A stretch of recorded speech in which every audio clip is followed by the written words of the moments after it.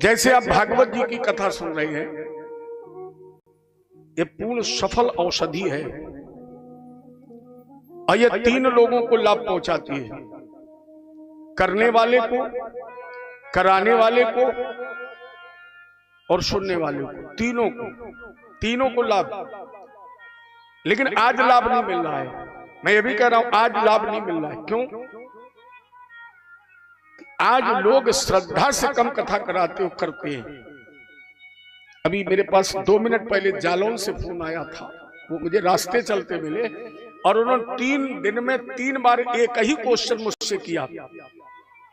अभी मैं तुरंत की घटना बता रहा हूं, जो मैं आ रहा था मंच पर, 3 बार उसने मुझसे केवल एक ही प्रश्न किया कि गुरुजी दक्षिणा बताइए कि हम आपको क्या दें।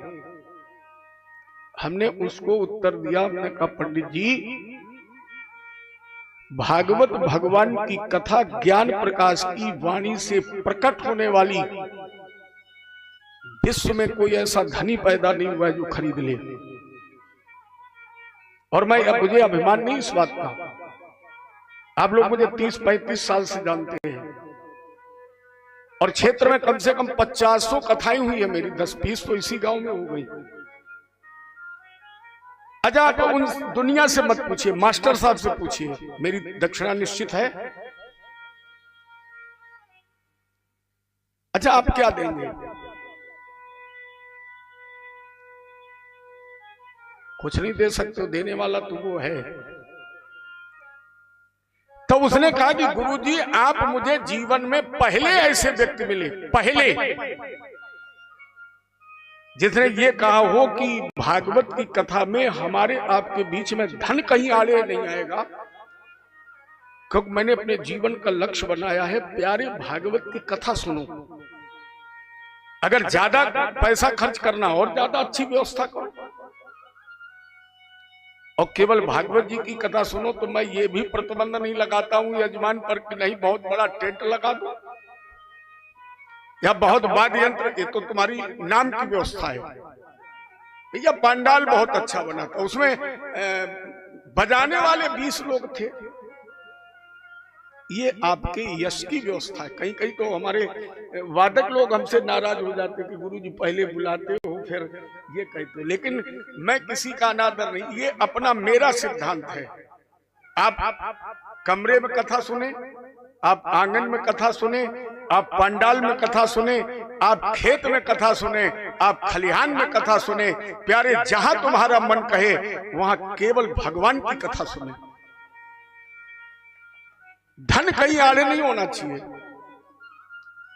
क्योंकि जब हम अच्छा अखिल विश्वपति की कथा कहेंगे, वो चोर को भी भोजन देता है, चोर को नहीं देता है तो हमें नहीं देगा। अगर नहीं देगा तो उसकी बदनामी नहीं होगी, बदनामी होगी ना उसकी।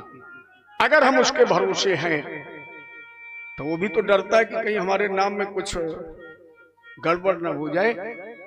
प्रहलाद जी ने भगवान से कहा कि मैं इसलिए नहीं बुला रहा कि तू मेरे प्राण बचा लू, मैं इसलिए नहीं बुला रहा कि मेरे प्राण बच जाएंगे।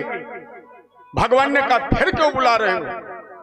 प्रहलाद ने कहा इसलिए कि अगर आप बचाने नहीं आए तो मेरे जैसे छोटे छोटे भक्तों का विश्वास तुम्हारे नाम से उठ जाएगा। भगवान बोले मैं लोहे में नहीं निकल सकता। अच्छा बताइए, प्रहलाद के अलावा भगवान की प्रतिष्ठा कभी लोहे में हुई? कभी नहीं होती। मिट्टी में पूजा होती है, कपड़े में, फोटो में होती है, कैलेंडर में होती है, पत्थर में होती है, लेकिन भगवान की पूजा कभी लोहे में होती है? भक्त ने कहा गोविंद तुम्हें लोहे के स्तंभ में ही आना पड़ेगा। तो जिसने संविधान बना करके रखा था, भगवान ने वही अपना संविधान अपने हाथ से खारिज कर दिया और लोहे के खंभे में प्रकट हो गए, क्योंकि प्रकट ना होते तो भक्तों का विश्वास भगवान से उठ जाता। भगवान पर भरोसा रख करके तो देख। आपने पढ़ा होगा कभी कभी कैलेंडर में गीता का सार आता है, मुझे बहुत अच्छा, उसमें एक लाइन मुझे बहुत अच्छी लगती है, पूरी तो अच्छी है ही, लेकिन एक नीचे वाली लाइन मुझे बहुत अच्छी लगती है।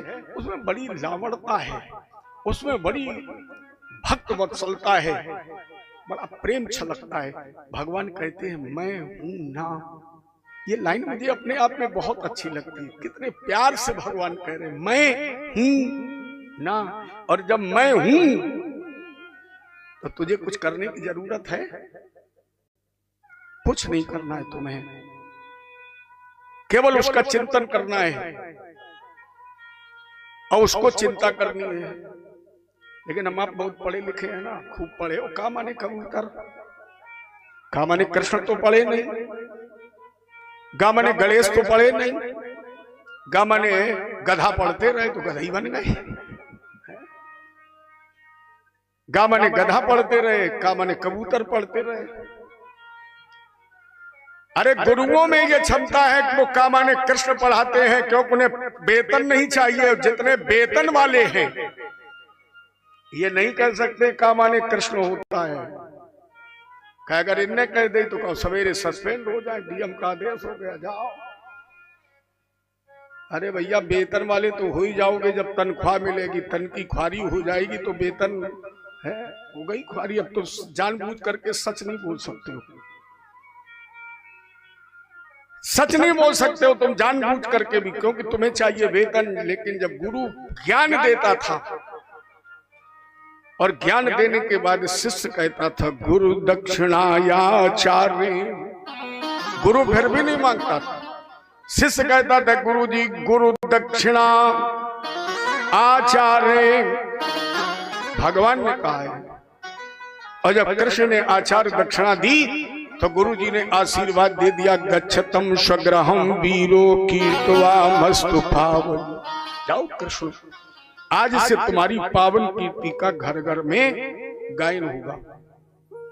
तो इन सारी बातों का केवल एक निचोड़ है कि कुछ करो न करो, लेकिन दान धर्मान, सबसे बड़ा धर्म हमारा आपका दान।